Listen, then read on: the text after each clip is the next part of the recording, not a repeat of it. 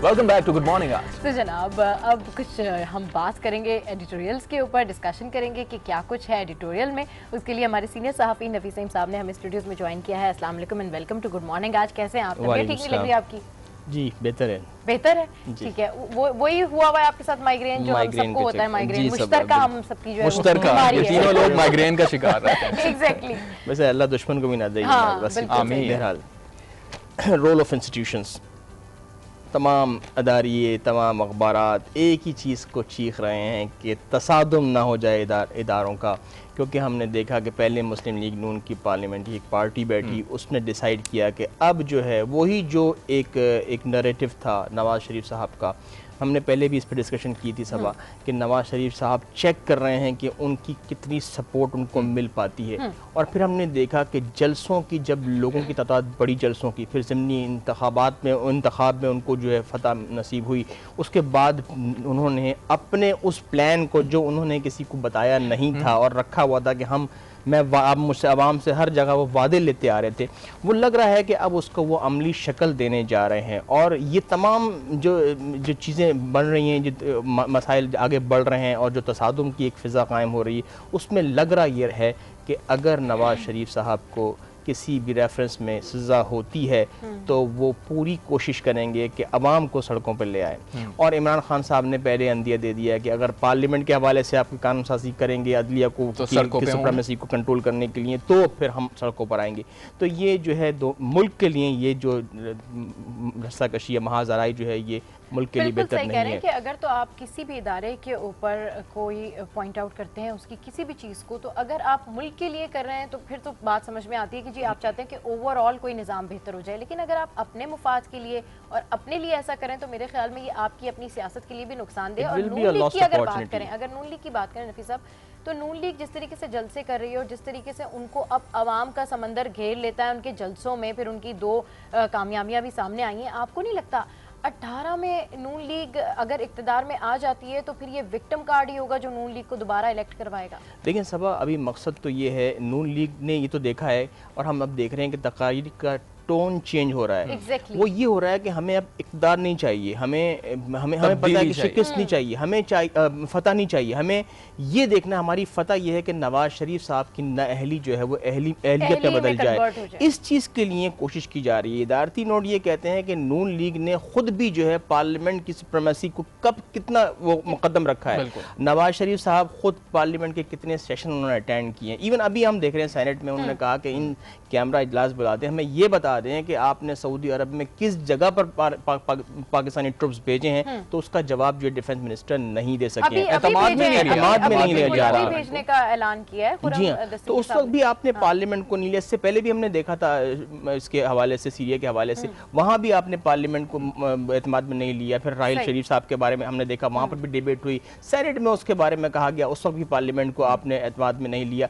आज जब वो करें तो इदारे यही कहते हैं, अगर ये इदारों के तसादुम के लिए काम किया जा रहा है और अहलियत किसी एक फर्द के लिए किया जा रहा है तो ये एक डिजास्टर। नफीस भाई, इस हवाले से लीडर ऑफ द ऑपोजिशन जो है कौमी असम्बली के अंदर, खुर्शीद शाह साहब, उन्होंने यही बात कही कि पार्लियामेंट को तो सबसे ज्यादा उसका तकद्दुस जो पामाल हुआ है वो तो हमने खुद किया, यानी सियासतदानों ने किया, तो हम दूसरी तरफ क्या देख रहे हैं? बिल्कुल। उन्होंने ये भी कहा, खुर्शीद शाह साहब ने कहा कि अगर आप किसी अवाम के लिए, पार्लियामेंट के लिए, मुल्क के लिए, जमहूरियत के लिए कानून साजी करते हैं, हम आपके साथ खड़े हैं। लेकिन जहां आपने फर्द वाहिद के लिए किया तो वो जमहूरियत के लिए भी गलत बात है। जी हाँ, ये कल हमने सब देखा था सबा कि एक world day of social justice मनाया गया है पूरी दुनिया में, लेकिन इसके आदाद व शुमार आए हैं तो बड़े, जिसे कहते हैं ना कि अफसोसनाक हैं। जंग का एक इदारती नोट है, माशरती नाइंसाफ़ी में तशवीशनाक इजाफा, माशरती तजाद में इजाफा हुआ है। पाकिस्तान में ये कहा जा रहा है कि दुनिया में जो बच्चे स्कूल ना जाने वालों में पाकिस्तान के बच्चे 20% आबादी बनाते हैं, उसके 20% पाकिस्तानी बच्चे हैं। फिर हर 5 शख्स, जो दुनिया के हर 5वां शख्स जो है वो फाका कशी का शिकार है, पाकिस्तान में वो 4थे नंबर पर, यानी कि 105 नंबर पर हैं आप इस माशरती नाइंसाफ़ी में। आपके यहाँ ये जानकर आपको हैरत होगी कि 62% तबका ऐसा है जो यौमिया 200 रुपये भी मुश्किल कमा पाता है और 28% ऐसे हैं जो 100 रुपये भी नहीं मिल पाते। तो उनकी आप लेवल ऑफ पॉवर्टी आप अंदाज़ा कर सकते हैं कि वो कहाँ रह रहे हैं। तो शुमार हैं जो तमाम दिल हिला देने वाले हैं, और ये उन लोगों के लिए शर्मनाक हैं क्योंकि आप ये भी इसमें बताया गया है कि 40% तबका दुनिया का, आबादी का 40% जो है वो 90% वसाइल पर काबिज है, असासों पर काबिज है, और बाकी 60% 10% सालों पर है। तो ये उन लोगों के लिए शर्म के बायस हैं जो कि इंसाफ की बात करते हैं, जो कि जस्टिस की बात करते हैं। बिल्कुल, अपने जस्टिस की बात की तो मेरे जहन में definitely chief justice of Pakistan Saqib Nisar की वो तमाम बातें आ गई कि अब जिस तरीके से वो एक्शन ले रहे हैं, जिस तरीके से वो अस्पतालों में जा रहे हैं, जिस तरीके से वो हर चीज़ के बारे में एक्शन ले रहे होते हैं, तो मुझे लगता है कि वाकई में अब ये चीज़ें इतनी ज़्यादा इन्हेंस हो गई हैं, चाहे वो सोशल मीडिया के थ्रू हो, लोग अपनी आवाज़ पहुँचाने लगे हैं, तो इदारे भी अब हरकत में आने लगे हैं, और उसकी वजह से अब ये होता है कि कुछ लोगों, सबको ना सही लेकिन कुछ लोगों को थोड़ा बहुत इंसाफ मिल जाता है। लेकिन वो हुकूमतें जो 5 साल दावा कर रही होती हैं, सिंध हुकूमत हो, पंजाब हुकूमत हो, कोई भी हुकूमत हो, लेकिन उन्होंने अवाम के लिए कुछ नहीं किया। बिल्कुल, हमने यही देखा ना सब लड़ाई हो रही थी, मैं एक जगह देख रही थी, एक रिपोर्ट थी, उसमें एक छोटे से स्कूल के ऊपर लड़ाई हो रही थी। पीटीआई की पीपल्स पार्टी की नाज बलोच थी और पीटीआई के जो है अली साहब थे, और वो दोनों आपस में लड़ रहे थे कि जी इस स्कूल का होगा क्या। नहीं, फुटपाथ स्कूल के बारे में आप शायद बात कर रही हैं, उस पर भी देखिए, उस पर भी अदलिया को ही मैदान में आना पड़ा, और अदलिया नहीं कहा कि जब तक आपको इनकी अरेंजमेंट नहीं कर सकते मुतबादिल, ये इनको यहीं पढ़ाने दिया, क्योंकि ये आपका हक है कि आप इनको जो प्रोवाइड करें। ये जो स्टेटिस्टिक्स आप बता रहे हैं ये बड़े ही दिल दहला देने वाले हैं, अफसोसनाक हैं। इसी तनाजुर में अगर हम अपने सियासतदानों को देखें कि इदारों का तकद्दुस बहाल हो, वोट का तकद्दुस बहाल हो, तो इस पूरी कैंपेन के अंदर इदारों का एक दूसरे के ऊपर तो हमला नजर आता है। अवाम के लिए कोई एक चीज़ भी कर रहा है, जो अंदर बात की जाती है कि बजट के अंदर तालीम के ऊपर रखा जाएगा, वो सब चीज़ें तो पूरी नहीं होती हैं, और जो दीगर बुनियादी ज़रूरियात ज़िंदगी हैं, तो ये वाले जो स्टेटिस्टिक्स आ रहे हैं, आदाद शुमार आ रहे हैं, तो ये हमारी हुकूमत के लिए मुंह पे तमाचा नहीं होगा?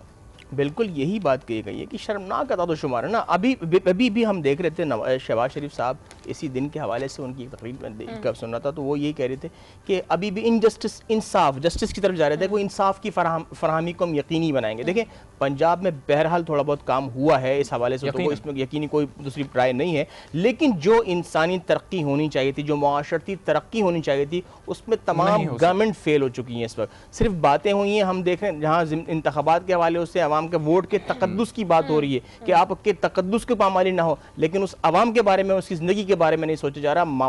ज़्यादतियों के केसेस सामने आ रहे हैं, माएँ खुदकुशी कर रही हैं, बच्चों समेत छलांगे मार रही हैं नहरों के अंदर। तो ये हुकूमत वक्त, हुकूमत की इंतजामिया की जिम्मेदारी है, ये और कौन करेगा? कराची की बात कर लें तो कराची की एमकेएम पाकिस्तान को फंड्स नहीं मिलते। सिंध हुकूमत की बात करें तो सिंध हुकूमत फंड्स दे देकर थक गई है, कराची में तरक्याती काम नहीं होते। सिंध हुकूमत के इंटीरियर सिंध का हाल आप जाने, उनकी रोड्स देखें, उनकी सड़कें देखें, उनके वहाँ पर थर का हाल जाने, तो डेफिनेटली कोशिश कर रहे हैं जी, इतनी जल्दी सारा कुछ नहीं हो सकता। पंजाब हुकूमत की बात करें तो जी शहबाज शरीफ ने लाहौर को जो है वो बिल्कुल एक दुबई सिटी बना दिया, और मेगा प्रोजेक्ट्स हैं और ट्रेन बन रही है। तो मेरे ख्याल में सारा कुछ दिखावे के लिए होता है, सारा कुछ अपनी अगली बारी में दोबारा आने के लिए होता है, इलेक्ट होने के लिए होता है। आपका नहीं ख्याल? बिल्कुल यही है, अवाम को तो किसी ने समझा ही नहीं ना सब, और अवाम के वोट से ही लेके इनकी शान और शौकत, इनकी तरक्की का मयार, इनकी ज़िंदगी, लग्जरी लाइफ जो गुजारते हैं, ये इस गरीब हारी की वोट से ही तो गुजारते हैं। जब आप इसका ही ख्याल नहीं करेंगे तो फिर किस मुंह से आप वोट मांगने आएंगे। लेकिन एक और बात, यहाँ एक और पहलू सामने भी आता है कि अवाम में भी, जो अभी सबा ने बात की, कि अवाम में भी ये चीज़, ये आगाही होनी चाहिए कि कौन उनके जो है उनके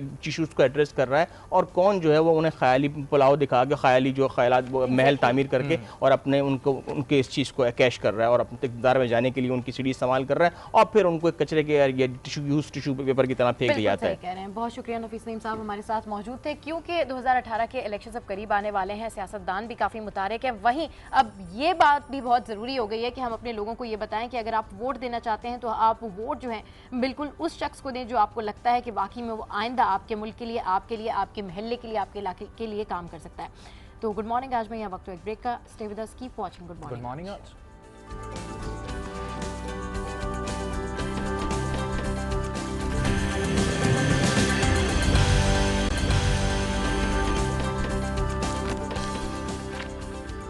welcome back to good morning Aaj. और अब गुड मॉर्निंग आज में बात होगी एमकेएम पाकिस्तान के हवाले से, जहां पर गुज़िश्ता रोज़ देखा गया कि डॉक्टर इमरान फारूक मरहूम जो हैं उनके वालिदैन बहादुराबाद पहुंचे, और वहां जाकर उन्होंने राबता कमेटी से मुलाकात की, और उन्होंने ये दुआ दी कि एमकेएम पाकिस्तान इस वक्त बहादुराबाद और PIV के अंदर जो इख्तलाफात चल रहे हैं वो ख़त्म हो जाएं, और एक बार फिर दोनों मुश्तरका तौर पर काम करने के लिए ठीक, इसी हवाले से कोशिश मजीद करें। बात करेंगे एमकेएम पाकिस्तान बहादुराबाद के रहनुमा अमीनुल हक साहब से। अस्सलाम वालेकुम sir, welcome to good morning. आज कैसे हैं आप? सर, पहले सिर्फ एमकेएम पाकिस्तान के रहनुमा कहा जाता था, अब बहादुराबाद भी साथ लग गया, क्या हो रहा है सर? असल में जो अल्फाज बहादुराबाद का लग रहा है, मैं जी। समझता हूँ गैर अखलाकी, गैर कानूनी और गैर तंजीमी है। बिल्कुल। एमकेएम पाकिस्तान सिर्फ एक ही है जो आइन और कानून के मुताबिक, एमकेएम के मंशूर के मुताबिक, एमकेएम के आइन के मुताबिक वो डॉक्टर खालिद मकबूल सिद्दीकी के सरबराही में मुत्तहिद है। और अल्हम्दुलिल्लाह आपको अंदाजा भी है कि पतंग का निशान भी डॉक्टर खालिद मकबूल सिद्दीकी भाई के साथ है। इसी तरह एमकेएम का जो झंडा है वो भी डॉक्टर खालिद मकबूल सिद्दीकी के भाई के पास ही है। जिसका आधा तौर पर आपने देखा होगा कि जब सेनेट के इलेक्शन में 10 फरवरी को टिकट जमा कराया जा रहा था, तो उस वक्त के प्रोविंशियल इलेक्शन कमिश्नर यूसुफ खटक साहब ने मीडिया के सामने जी जी। तमाम चीजें पढ़कर सुनाया था कि डॉक्टर खालिद मकबूल सिद्दीकी ऑथराइज हैं एमकेएम को टिकट जारी करने के लिए। सर, अमीनुल उससे हक साहब, पहले एक जी, 10 जी, सेकंड और प्लीज। दीजिए। उससे पहले 7 फरवरी को एमकेएम पाकिस्तान ने 2/3 मेजोरिटी के साथ election commission of Pakistan Islamabad में पेपर जमा कराया था, जिसके रूप से डॉक्टर फारूक सत्तार को हटा करके डॉक्टर खालिद मकबूल सिद्दीकी भाई को कन्वीनर बनाया गया था। तो डेफिनेटली हम सब लोग जो पॉलिटिकल वर्कर होते हैं या आम इंसान भी होते हैं, वो आइन और कानून के हिसाब से चलने के आदी होते हैं। ठीक तो है, हम आइन और उसी कानून चीज़ के को हिसाब से आप चलने के बिल्कुल आप कह रहे हैं कि पाबंद हैं सब यकीनी तौर पर। लेकिन अमीनुल हक साहब, इस वक्त कन्फ्यूजन ये हो रही है खास तौर पर एमकेएम के कारकुन और वोटर जो कराची के रहने वाले हैं खास तौर पर, यानी हम, कंफ्यूजन ये है कि किस तरफ जाएं, एमकेएम बहादुराबाद की तरफ जाएं या एमकेएम पीआईबी की तरफ जाएं, क्योंकि inter party election Farooq Sattar ने करा दिए हैं, एक बार फिर से वो कन्वीनर मुंतखब हो गए हैं। दूसरी जानिब अगर देखें तो राबता कमेटी कहती है कि फारूक सत्तार ने जो इलेक्शन कराए और उनके जो भी इकदाम थे वो गैर आईनी है। तो कन्फ्यूजन इस वक्त इतनी बड़ी है, इस पर क्या कहेंगे आप? नहीं, बेशक मैं आपके बात से 100% एग्री करती हूँ, कंफ्यूजन है। और मैं भी इस बात को भी बर्मला एक्सेप्ट करने में कोई बुरा नहीं समझूंगा कि पिछले 10 दिन के अंदर या 12 दिन के अंदर एमकेएम बहुत डैमेज हुई। लेकिन क्योंकि हम सियासी लोग हैं, हम डैमेज कंट्रोल करना भी जानते हैं, लेकिन हम हर सूरत करें, कानून के साथ करें। उसकी वजह यह है कि अगर आप देखें कि एमकेएम का जो आइन है वो हमेशा मशावरत की बात करता है, क्योंकि पर्दे वाहिद की बात नहीं करता है। 22 आप सबने देखा होगा कि 22 सर बिल्कुल ठीक कह रहे हैं आप। एमकेएम का जो आइन है और आपकी जो पार्टी पॉलिसी है उसमें भी यही है कि आप लोग टीम वर्क पर बिलीव करते हैं, जैसा कि आप लोगों के क़यादत की जानिब से कहा जाता है। लेकिन अगर खालिद मकबूल सिद्दीकी के हवाले से बात की जाए तो खुद फारूक सत्तार कहते हैं कि वो तो शरीफ आदमी है और आप लोगों के साथ में फंस गए, जैसे आप लोग कह रहे हैं वो वैसे कर रहे हैं। इस बात में कितनी सदाकत है सर? उनका अपना भी कोई विजन है कि नहीं है? नहीं, आप देखें डॉक्टर खालिद मकबूल सिद्दीकी का 35 साल ट्रैक रिकॉर्ड है। हाँ। वो एपीएमसी के चेयरमैन रहे हैं, मेंबर कौमी असेंबली रहे हैं, वफाकी वजीर रहे हैं और एमकेएम के डिप्टी कन्वीनर रहे हैं। तो यकीनन उनका एक ब्रॉड विजन अपनी जगह पे मौजूद है। मैं चंद बातें और कर लूँ कि देखिए, जिस तरह बात की गई कि इंटर पार्टी इलेक्शन कराया गया, एमकेएम का आइन आर्टिकल 14 ने इस बात का पाबंद करता है कि कोई भी ऑफिस बेयरर 4 साल के लिए मुंतखब होता है। आखिरी इंटर पार्टी इलेक्शन अक्टूबर 2016 में इनेकाद किया गया। उसके रूप से अब अगला जो इंटर पार्टी इलेक्शन होगा वो 4 साल बाद यानी अक्टूबर 2020 में होगा। इसी तरह अगर एमकेएम का अपना सिस्टम है कि इंटर पार्टी इलेक्शन में राब्ता कमेटी मुंतखब होती है। राब्ता कमेटी जब मुंतखब हो जाती है वो सिंपल मेजोरिटी से कन्वीनर और डिप्टी कन्वीनर को बनाती है। तो यहाँ पे तमाम सिस्टम जो है वो आइन को बालातर रख किया गया। इसलिए हमने जो कल इलेक्शन कमीशन ऑफ पाकिस्तान में पिटिशन दाखिल किया फरूक नसीम भाई ने, डॉक्टर खालिद मकबूल सिद्दीकी भाई ने, कि आप जिस पार्टी के पीआईबी में किया गया है, ऐलान किया गया इंटर पार्टी, वो दस्तूरी कौमी मूवमेंट तो बन सकती है लेकिन मुत्तहिदा कौमी मूवमेंट नहीं बन सकती है। सर ठीक है, आप बिल्कुल राब्ता कमेटी के हवाले से बात कर रहे हैं और आप यही कह रहे हैं कि जी राब्ता कमेटी हर चीज़ के ऊपर डोमिनेंट है। लेकिन सर अब ये 2 हिस्सों में आप 2 धड़ों में बट गए हैं। आपको नहीं लगता कि अब आपको हल तो निकालना है, या तो वाकई आपको 2 धड़े बना के अलग हो जाना है, या फिर आपने वाकई मिलकर बैठकर कोई ना कोई बातचीत करनी है ताकि आगे इलेक्शन भी है, सेनेट इलेक्शन भी है, जनरल इलेक्शन भी है, इस तरीके से 2 धड़ों में पार्टी आपकी चल सकेगी? बिल्कुल आपकी बात दुरुस्त है कि दो मुनक़सिम नहीं होने चाहिए, 2 धड़े नहीं होने चाहिए, बल्कि सबको मिलकर कराची की बेहतरी के लिए, सूबे की बेहतरी के लिए, पाकिस्तान की बेहतरी के लिए जदोजहद करना चाहिए। एमकेएम पाकिस्तान राब्ता कमेटी ने अपनी तरफ से दोस्ती का हाथ बढ़ाया हुआ है।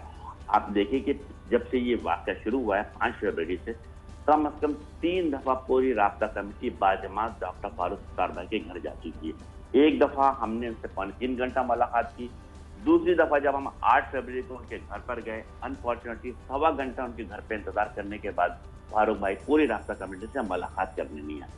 ठीक है इसके सर, बाद बहुत शुक्रिया आपका अमीनुल हक साहब। एमकेएम पाकिस्तान बात के रहनुमा हमसे बातचीत कर रहे थे और मुस्तकिल स्टैटिक बयानात हैं कि जी बातचीत चल रही है, मसला हल हो जाएगा, बातचीत चल रही है, लेकिन कौन मानेगा और कौन नहीं मानेगा ये तो कबल वक्त है कहना। कुछ पाकिस्तान की जो सिचुएशन है उसकी वजह से कराची में जितने भी कराचीइट्स हैं वो सब इसी बात के लिए परेशान है कि जनाब ये साथ साथ उन्होंने सभा ये भी कह दिया कि दोस्ती का हाथ बढ़ाया गया है। अब देखना ये है कि फारूक सत्तार की जानिब से क्या रिस्पॉन्स आता है। एग्जैक्टली। तो गुड मॉर्निंग आज में बहुत सी बातें करनी है, लेकिन यहाँ वक्त तो एक ब्रेक है। Stay with us, keep watching good morning.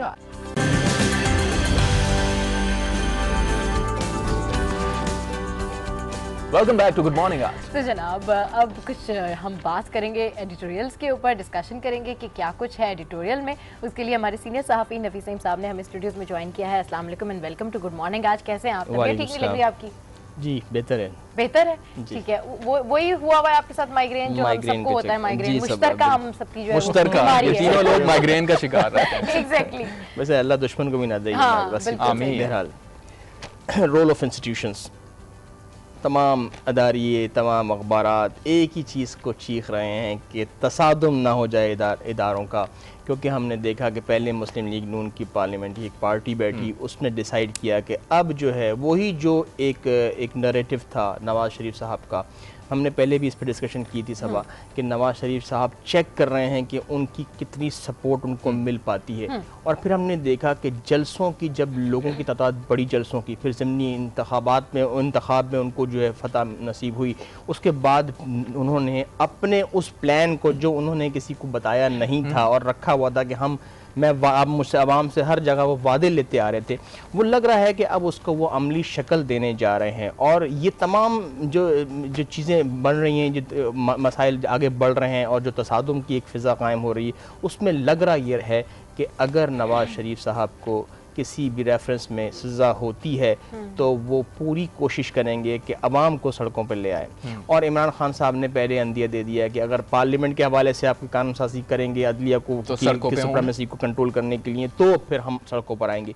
तो ये जो है मुल्क के लिए ये जो रस्साकशी या महाजराई जो है ये मुल्क के लिए बेहतर नहीं है। कि अगर तो आप किसी भी इदारे के ऊपर कोई पॉइंट आउट करते हैं उसकी किसी भी चीज़ को, तो अगर आप मुल्क के लिए कर रहे हैं तो फिर तो बात समझ में आती है कि जी आप चाहते हैं कि ओवरऑल कोई निज़ाम बेहतर हो जाए। लेकिन अगर आप अपने मुफाद के लिए और अपने लिए ऐसा करें तो मेरे ख्याल में ये आपकी अपनी सियासत के लिए भी नुकसानदेह। और नून लीग की अगर बात करें, अगर नून लीग की बात करें नफीस साहब, तो नून लीग जिस तरीके से जलसे कर रही है और जिस तरीके से उनको अब आवाम का समंदर घेर लेता है उनके जलसों में, फिर उनकी 2 कामयाबियां भी सामने आई हैं, आपको नहीं लगता 18 में नून लीग अगर इक्तदार में आ जाती है तो फिर ये विक्टिम कार्ड ही होगा जो नून लीग को दोबारा इलेक्ट करवाएगा? लेकिन सबा अभी मकसद तो ये है, नून लीग ने ये तो देखा है और हम अब देख रहे हैं कि तकारीर का टोन चेंज हो रहा है। exactly. वो ये हो रहा है कि हमें अब इक़्तिदार नहीं चाहिए, हमें पता है कि शिकस्त नहीं चाहिए, हमें फतह नहीं चाहिए, हमें ये देखना हमारी फतह ये है कि नवाज शरीफ साहब की नाअहली जो है वो अहलियत में बदल जाए। इस चीज़ के लिए कोशिश की जा रही है। इदारती नोट ये कहते हैं कि नून लीग ने खुद भी जो है पार्लियामेंट की सुप्रीमेसी को कब कितना वो मुकदम रखा है।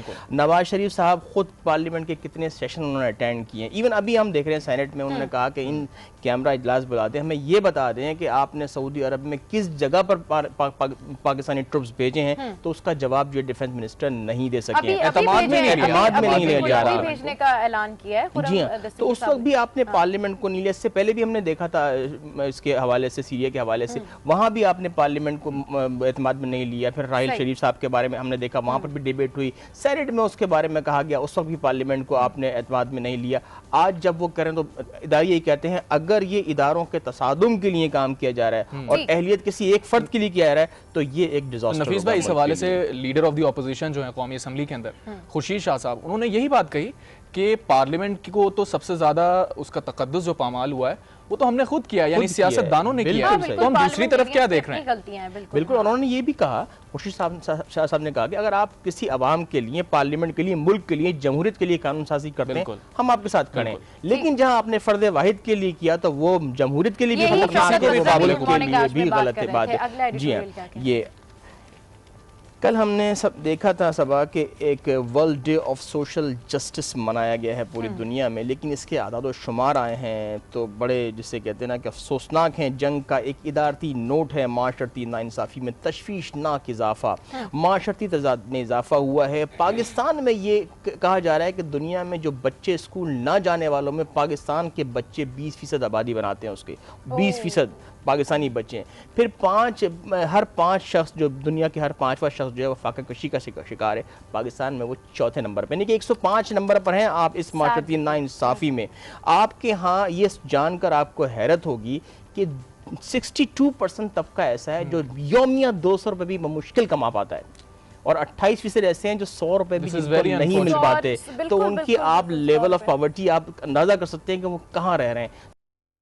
तो शुमार हैं जो तमाम दिल हिला देने वाले हैं, और ये उन लोगों के लिए शर्मनाक हैं क्योंकि आप ये भी इसमें बताया गया है कि 40% तबका दुनिया का आबादी का 40% जो है वो 90% वसाइल पर काबिज है, असासों पर काबिज है, और बाकी 60% 10% सदों पर है। तो ये उन लोगों के लिए शर्म के बायस हैं जो कि इंसाफ की बात करते हैं, जो कि जस्टिस की बात करते हैं। बिल्कुल, आपने जस्टिस की बात की तो मेरे जहन में definitely chief justice of Pakistan Saqib Nisar की वो तमाम बातें आ गई कि अब जिस तरीके से वो एक्शन ले रहे हैं, जिस तरीके से वो अस्पतालों में जा रहे हैं, जिस तरीके से वो हर चीज़ के बारे में एक्शन ले रहे होते हैं, तो मुझे लगता है कि वाकई में अब ये चीज़ें इतनी ज़्यादा इन्हेंस हो गई हैं, चाहे वो सोशल मीडिया के थ्रू हो, लोग अपनी आवाज़ पहुँचाने लगे हैं, तो इदारे भी अब हरकत में आने लगे हैं, और उसकी वजह से अब ये होता है कि कुछ लोगों, सबको ना सही लेकिन कुछ लोगों को थोड़ा बहुत इंसाफ मिल जाता है। लेकिन वो हुकूमतें जो 5 साल दावा कर रही होती हैं, सिंध हुकूमत हो, पंजाब हुकूमत हो, कोई भी हुकूमत हो, लेकिन उन्होंने अवाम के लिए कुछ नहीं किया। बिल्कुल, हमने यही देखा ना सब लड़ाई हो रही थी। मैं एक जगह देख रही थी, एक रिपोर्ट थी, उसमें एक छोटे से स्कूल के ऊपर लड़ाई हो रही थी। पीटीआई की पीपल्स पार्टी की नाज बलोच थी और पीटीआई के जो है अली साहब थे, और वो दोनों आपस में लड़ रहे थे कि जी इस स्कूल का होगा क्या। नहीं, फुटपाथ स्कूल के बारे में आप शायद बात कर रही हैं, उस पर भी देखिए, उस पर भी अदलिया को ही मैदान में आना पड़ा, और अदलिया ने कहा कि जब तक आपको इनकी अरेंजमेंट नहीं कर सकते मुतबादिल, ये इनको यहीं पढ़ाने दिया जाए, क्योंकि ये आपका हक है कि आप इनको जो प्रोवाइड करें। ये जो स्टेटिस्टिक्स आप बता रहे हैं ये बड़े ही दिल दहला देने वाले हैं, अफसोसनाक हैं।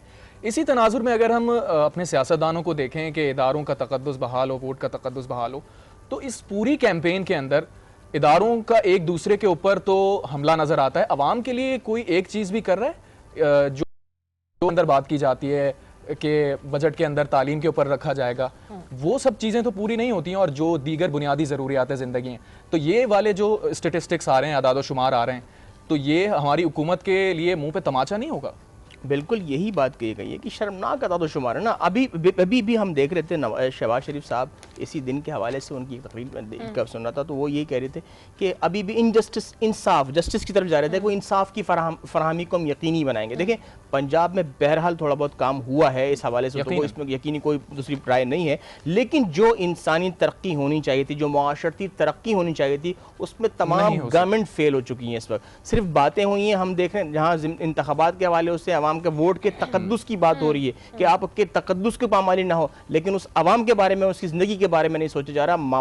ज़्यादतियों के केसेस सामने आ रहे हैं, माएँ खुदकुशी कर रही हैं, बच्चों समेत छलांगे मार रही हैं नहरों के अंदर। तो ये हुकूमत वक्त, हुकूमत की इंतजामिया की जिम्मेदारी है, ये और कौन करेगा? कराची की बात कर लें तो कराची की एमकेएम पाकिस्तान को फंड्स नहीं मिलते। सिंध हुकूमत की बात करें तो सिंध हुकूमत फंड्स दे देकर थक गई है, कराची में तरक्याती काम नहीं होते। सिंध हुकूमत के इंटीरियर सिंध का हाल आप जाने, उनकी रोड्स देखें, उनकी सड़कें देखें, उनके वहाँ पर थर का हाल जाने, तो डेफिनेटली कोशिश कर रहे हैं जी, इतनी जल्दी सारा कुछ नहीं हो सकता। पंजाब हुकूमत की बात करें तो जी शहबाज शरीफ ने लाहौर को जो है वो बिल्कुल एक दुबई सिटी बना दिया, और मेगा प्रोजेक्ट्स हैं और ट्रेन बन रही है। तो मेरे ख्याल में सारा कुछ दिखावे के लिए होता है, सारा कुछ अपनी अगली बारी में दोबारा आने के लिए होता है, इलेक्ट होने के लिए होता है। आपका नहीं ख्याल? बिल्कुल यही है, अवाम को तो किसी ने समझा ही नहीं ना सब, और अवाम के वोट से ही लेके इनकी शान और शौकत, इनकी तरक्की का मयार, इनकी ज़िंदगी, लग्जरी लाइफ जो गुजारते हैं, ये इस गरीब हारी की वोट से ही तो गुजारते हैं। जब आप इसका ही ख्याल नहीं करेंगे तो फिर किस मुंह से आप वोट मांगने आएंगे? लेकिन एक और बात, यहाँ एक और पहलू सामने भी आता है कि अवाम में भी, जो अभी सभा ने बात की, कि अवाम में भी ये चीज़, ये आगाही होनी चाहिए कि कौन उनके जो है उनके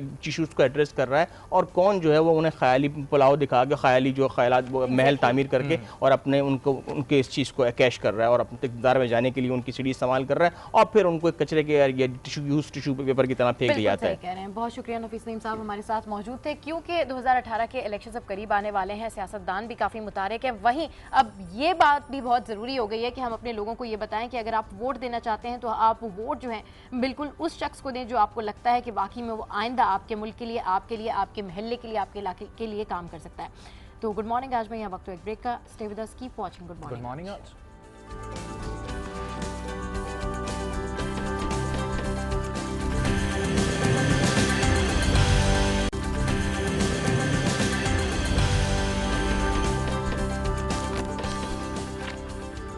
welcome back to good morning Aaj.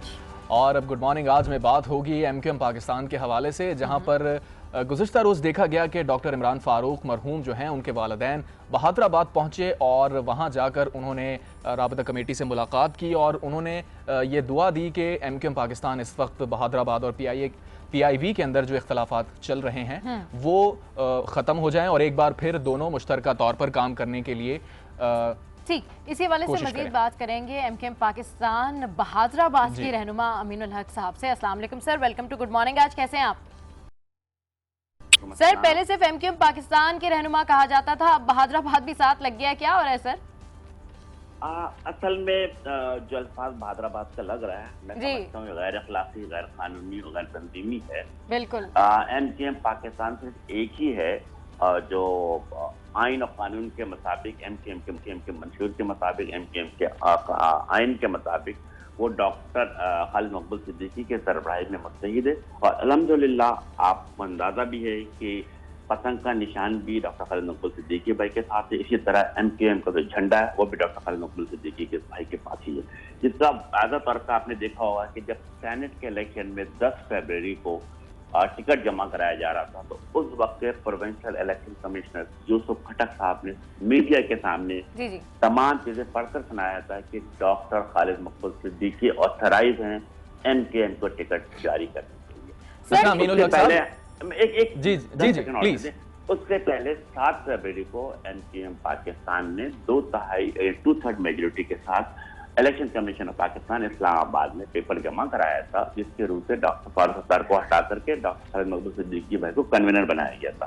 तो डेफिनेटली हम सब लोग जो पॉलिटिकल वर्कर होते हैं या आम इंसान भी होते हैं वो आइन और कानून के हिसाब से चलने के आदी होते हैं। ठीक है, आइन और कानून के हिसाब से आप चलने के बिल्कुल आप कह रहे हैं कि पाबंद हैं सब यकीनी तौर पर। लेकिन अमीनुल हक साहब, इस वक्त कन्फ्यूजन ये हो रही है खास तौर पर एमक्यूएम के कारकुन और वोटर जो कराची के रहने वाले हैं खास तौर पर, यानी हम, कंफ्यूजन ये है कि किस तरफ जाएं, एमक्यूएम बहादराबाद की तरफ जाएं या एमक्यूएम PIB की तरफ जाएं, क्योंकि inter party election Farooq Sattar ने करा दिए हैं, एक बार फिर से वो कन्वीनर मुंतखब हो गए हैं। दूसरी जानिब अगर देखें तो राबता कमेटी कहती है कि फारूक सत्तार ने जो इलेक्शन कराए और उनके जो भी इक़दाम थे वो गैर आईनी है। तो कन्फ्यूजन इस वक्त इतनी बड़ी है, इस पर क्या कहेंगे आप? नहीं, बेशक मैं आपके बात से 100% एग्री करती हूँ, कन्फ्यूजन है और मैं भी इस बात को भी बरमला एक्सेप्ट करने में कोई बुराई नहीं समझूंगा कि पिछले 10 दिन के अंदर या 12 दिन के अंदर एमक्यूएम बहुत डैमेज हुई। लेकिन क्योंकि हम सियासी लोग हैं, हम डैमेज कंट्रोल करना भी जानते हैं, लेकिन हम हर सूरत करें, कानून के साथ करें।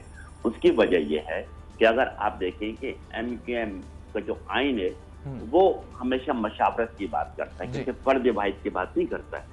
22 आप सबने देखा होगा कि 22 सर बिल्कुल ठीक कह रहे हैं आप, एमक्यूएम का जो आइन है और आपकी जो पार्टी पॉलिसी है उसमें भी यही है कि आप लोग टीम वर्क पर बिलीव करते हैं, जैसा कि आप लोगों के क़यादत की जानिब से कहा जाता है। लेकिन अगर खालिद मकबूल सिद्दीकी के हवाले से बात की जाए तो खुद फारूक सत्तार कहते हैं कि वो तो शरीफ आदमी है और आप लोगों के साथ में फंस गए, जैसे आप लोग कह रहे हैं वो वैसे कर रहे हैं। इस बात में कितनी सदाकत है सर? उनका अपना भी कोई विजन है कि नहीं है?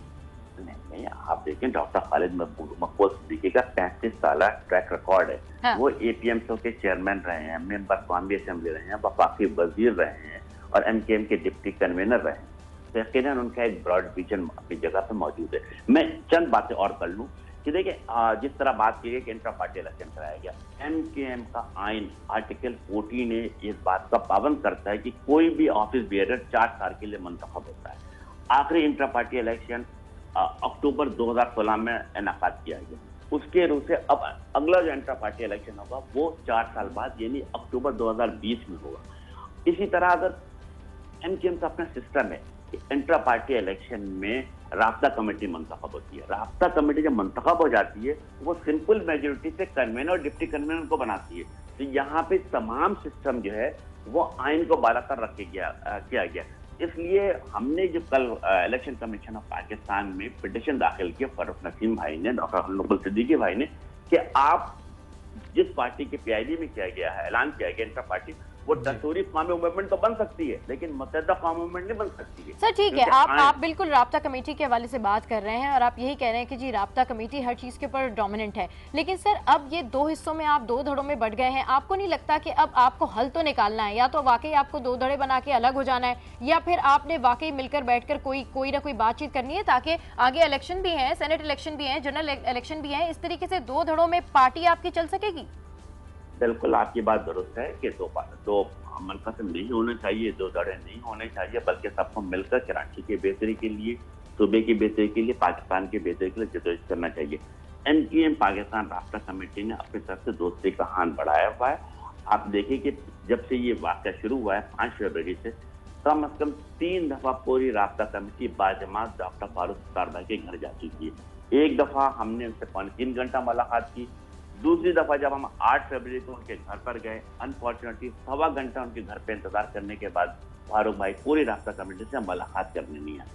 ठीक है सर, बहुत शुक्रिया आपका अमीनुल हक साहब। एमकेएम पाकिस्तान बात के रहनुमा हमसे बातचीत कर रहे थे और मुस्तकिल स्टैटिक बयानात हैं कि जी बातचीत चल रही है, मसला हल हो जाएगा, बातचीत चल रही है, लेकिन कौन मानेगा और कौन नहीं मानेगा ये तो कबल वक्त है कहना। पाकिस्तान की जो सिचुएशन है उसकी वजह से कराची में जितने भी कराचीइट्स हैं वो सब इसी बात के लिए परेशान है कि जनाब ये साथ उन्होंने सभा ये भी कह दिया कि दोस्ती का हाथ बढ़ाया गया है। अब देखना ये है कि फारूक सत्तार की जानिब से क्या रिस्पॉन्स आता है। एग्जैक्टली। तो गुड मॉर्निंग, आज में बहुत सी बातें करनी है लेकिन यहाँ वक्त तो एक ब्रेक है। Stay with us, keep watching good morning.